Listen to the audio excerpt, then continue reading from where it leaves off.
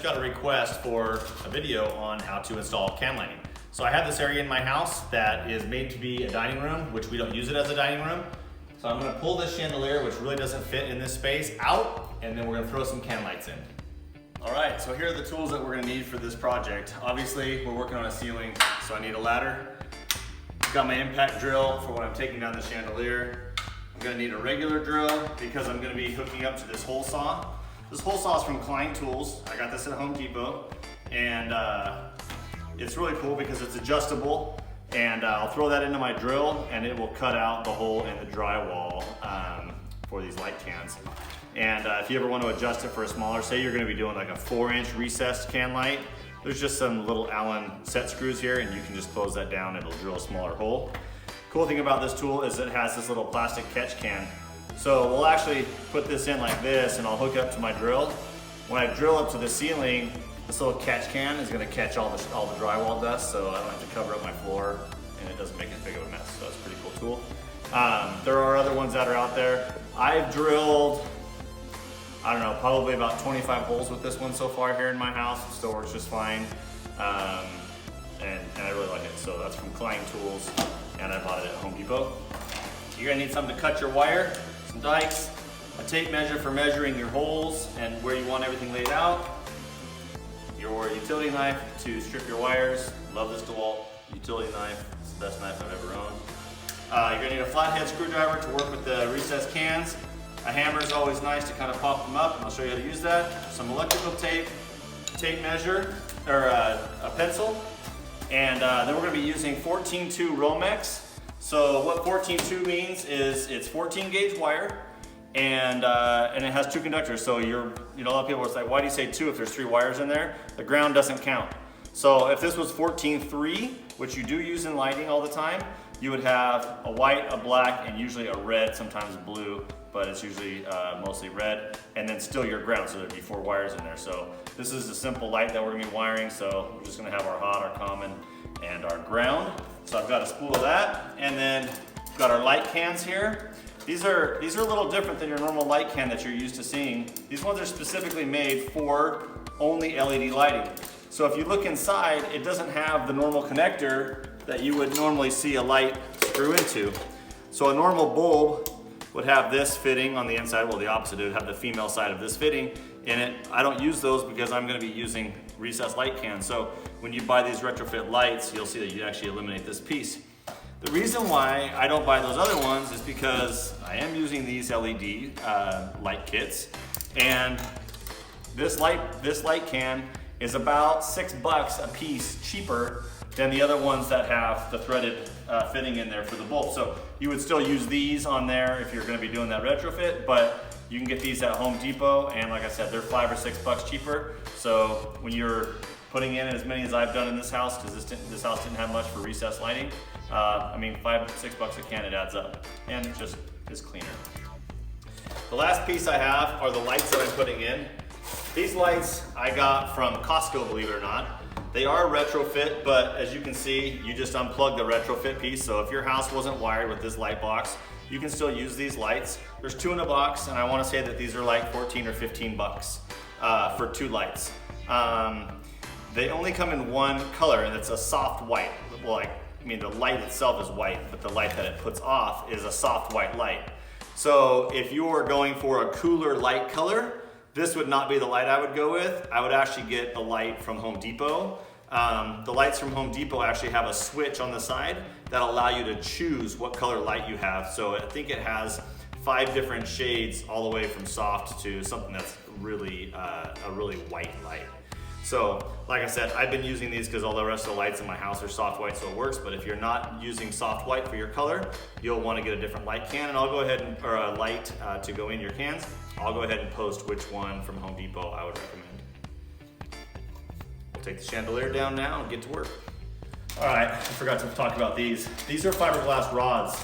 This is also from Oscillating Tools, and I got these at Home Depot as well. And this is actually 2 packs that I put into one. But these are threaded rods that actually glow in the dark. That glow in the dark part comes in pretty handy. They thread together for pulling our wire through, and they just have these metal ends. They're threaded. They have a couple different tips on them. This one's got a hook here. This also comes off. And once we put our holes up in the ceiling and we need to pull our wire from hole to hole, we're gonna use these push rods to come across and pull our wires through. So once again, Klein Tools and Home Depot. All right, so I'm taking the chandelier down here because this is actually, because this is coming out, and this is where I'm gonna be getting all my power from. I'll take this thing apart, drop that escutcheon down. Now you'll see here, here's my neutral, here's my hot, and here's the ground here. So I still have this light on, so my power's still on. And obviously I'd recommend going to your breaker and shutting the power off before you work on this stuff. But I'm used to just opening it up and just going for it. So if you want to disconnect your power, here's your hot. So now the light turned off because I just disconnected that power. Put my wire nut back over my hot so I don't shock myself while I'm working here. And the common, there's no power in that, so we don't have anything to worry about. Turn that off. Disconnect my ground. Don't need to keep the wire nut on for that. And then I'm just gonna go ahead, come in here, and pull my chandelier down. Like I said, it is safest to turn the power off. I didn't do that, but that's how you disconnect the chandelier. The next thing I'm gonna do is, I'm gonna come in here and I'm gonna pop this plastic box out because I don't need this plastic box that this light was attached to before. So I'm gonna drop this chandelier down, we're gonna pop this box out, and I'm gonna end up replacing this hole with a light. All right, so I've got my wires ready to go. I'm gonna pull this other screw out of this box here and disconnect this box. Pull this down. Now this drywall is obviously kind of jacked up here. I don't want to do too much damage, so I'm gonna just a bunch of joint compound that they had patched in. But I want to be able to pull this box out. So there we go. Got the box out. Now, the next thing I'm gonna do is actually take my cell phone, turn the video camera on, and stick the camera up in the hole. And I'm gonna look all the way around so I can see all the different obstacles that I may be facing when I come in here to lay my lights out to know exactly where I wanna put them. So I'm gonna go ahead, pull this box off, and then I'm gonna do a little recording and take a look and see what I have up in my floor. All right, so here's the metal bracket that the light was attached to. I'm gonna have to remove that so I can stick this phone up in there a little bit further and see the rest. All right, so there used to be a bracket screwed right there, as you saw just in the previous video. It was really difficult to get to, as you can see, out of that little tiny hole. So in order to get to that, I used my right angle tool just attached to my impact drill here. So this is from, both of them are from DeWalt. This impact drill has been, I've had it for, I don't know, 6-7 years. And this right angle tool is really convenient and easy because I was able to just, let's see if I can get it.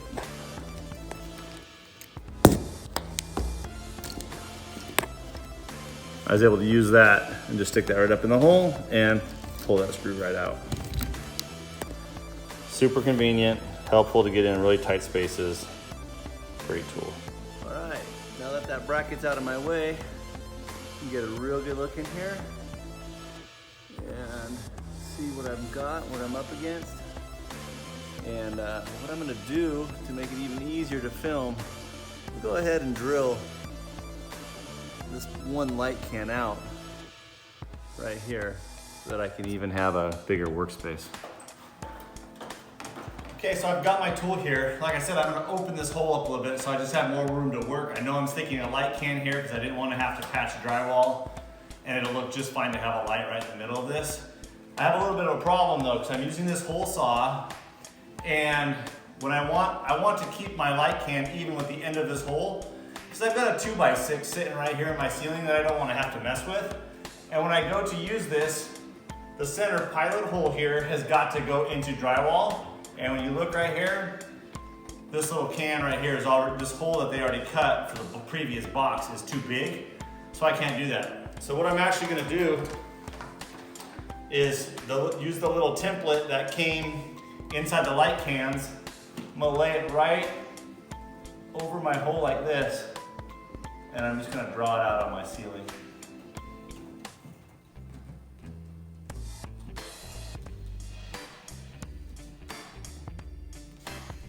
Oh, kind of messed up.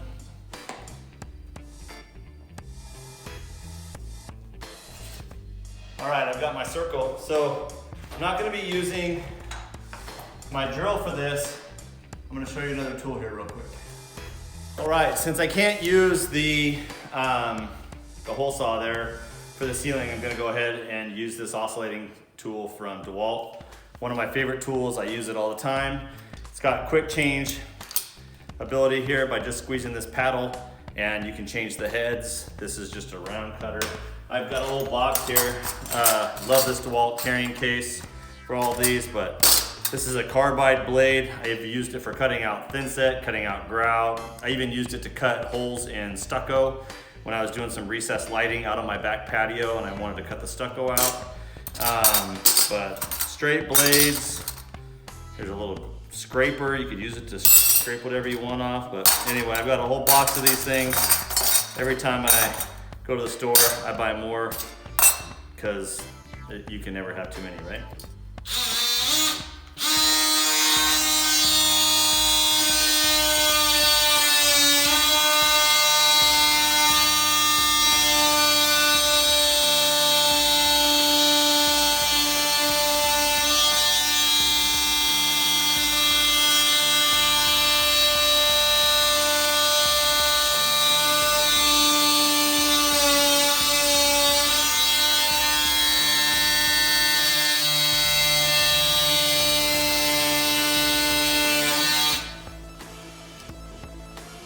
So unlike that hole saw that I was gonna use that isn't gonna put any dust on the floor, this is making a mess. Go ahead and change over this, and I'm just gonna make some punch cuts here.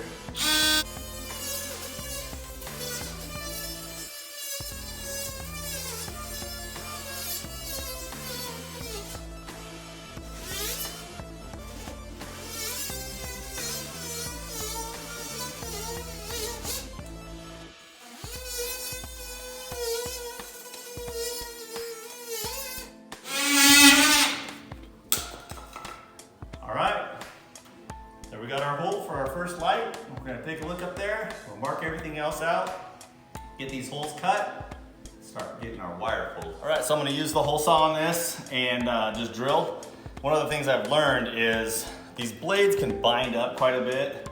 And I also have these metal straps in the ceiling in here because my drywall is actually not screwed to the floor trusses. They're screwed to these metal pieces to keep the drywall from having cracks and all that kind of stuff. So anyway, sometimes it hits that and it like bucks me for a ride. So just hold your drill real tight and don't put yourself in a compromised position because it might knock you off the ladder, because I've had it buck me pretty good.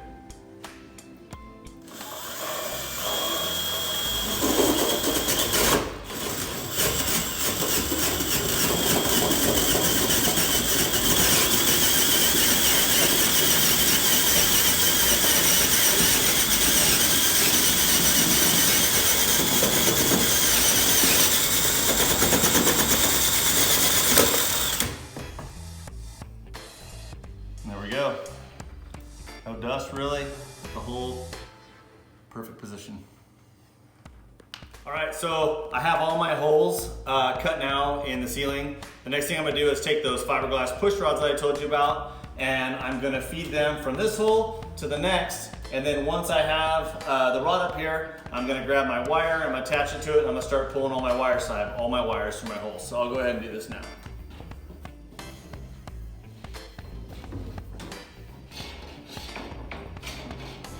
All right, and I've got that one fished through, so the next thing I'm gonna do, I can see that it's right there in the other hole, so it's perfect. So now, I'm just gonna grab the end of my Romex.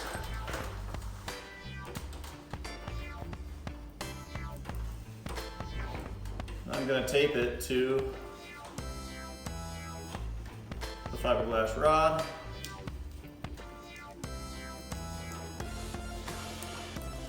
And this is a relatively short pull, it's not that big of a deal, but sometimes it's longer. I always take the end of the piece of tape and I fold it back over on itself. So it gives me a tab so that when I do pull this off on the other side, I'm not trying to find the end. And then I'll just stick that up there like that. I'm gonna pull my ladder over the other pull here.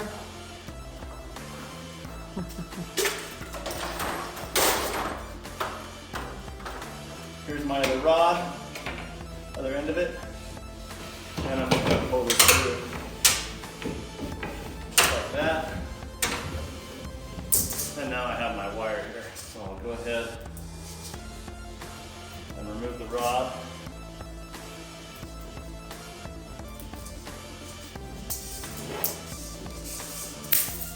While I'm here, I usually take my knife and I just pull the end of my Romex off here.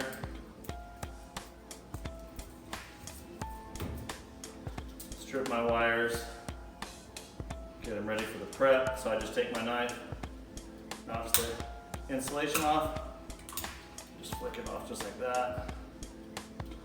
That way when I bring my can up here to pop it into the ceiling, my wiring's ready to go. Sometimes you'll see it wants to go back because I have some weight on the other end. Just crease it like that, and we're good. Okay, so as you can see, I have all 5 holes done, and there are 2 wires hanging out of each of them, except for the last one.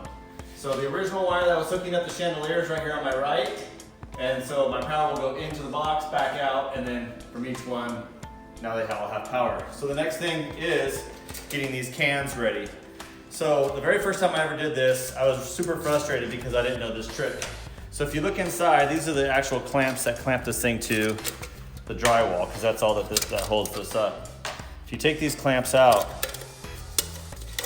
and you come in here and you just take a flathead screwdriver and you go into this notch and you just flare that notch out like that on each one. Real quick and easy, just flare it out. That alone will save you hours of grief and lots of cuss words.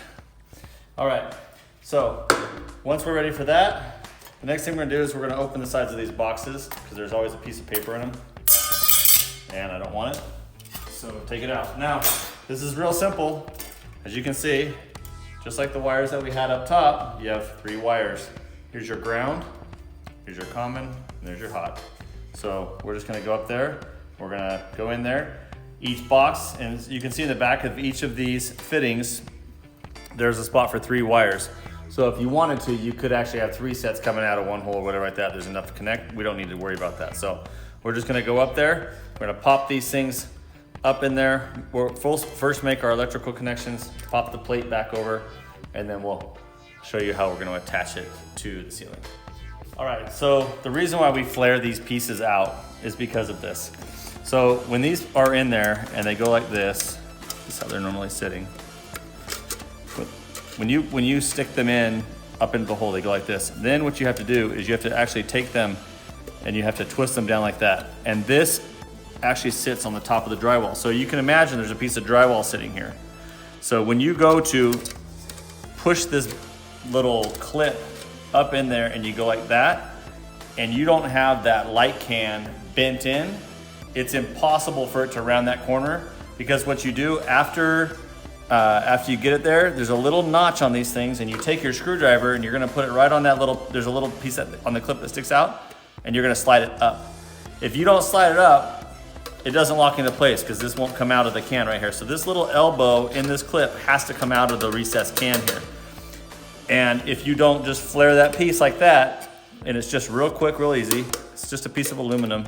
That little flare right there makes it so that clip can just take that turn and round over, and it'll save you a ton of heartache.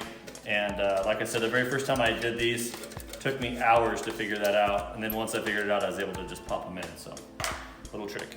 I'm gonna put my first one in here, pop that plate off. There's these 2 little plastic tabs right here that the wires are actually gonna pop into. And you just open them up like that. There's a spot for 3 wires to go in. We only have 2, so we don't really have to worry about it. All right, we're gonna come up here. And you just press these in. I know electricians don't really love this kind of connection, but if you really wanted to, you could take that piece off and wire nut them all together inside the thing, but I've done these for years now and I've never had an issue with them, so until I do, I'm not gonna go the other way. So we'll take the other wire here. Hot to hot here. Pretty simple, black to black, white to white, ground to ground.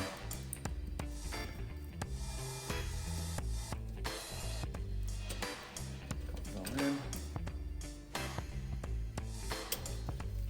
I just pull back to make sure that all my connections are tight, that everything's grabbed. It has. And you just take all your wire, press it into the box, get your Romex in those two slots like that, one in there. I'm doing this backwards so you guys can see it. A little more difficult for me. And then we're just gonna pop this plate back in like that, and it's ready to just stick up in the ceiling, right into our hole. Now, as you can see, we've got to put these little clips in, and this is where that trick goes a long way. So we're gonna put that first one in. I just take my screwdriver, and I press it like that.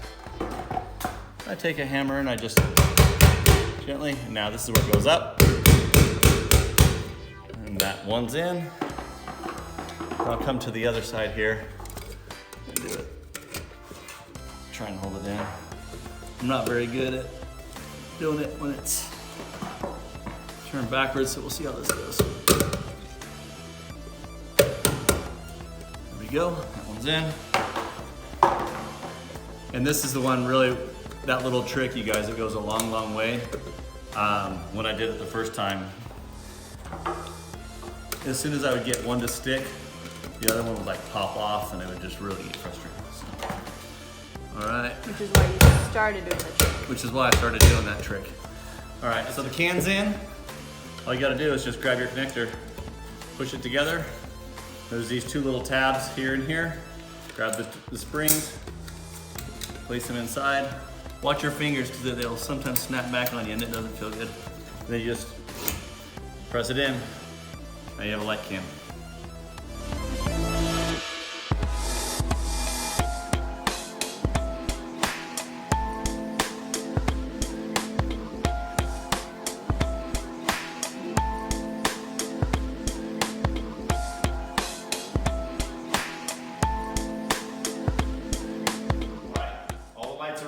They all turned on when I flipped the switch.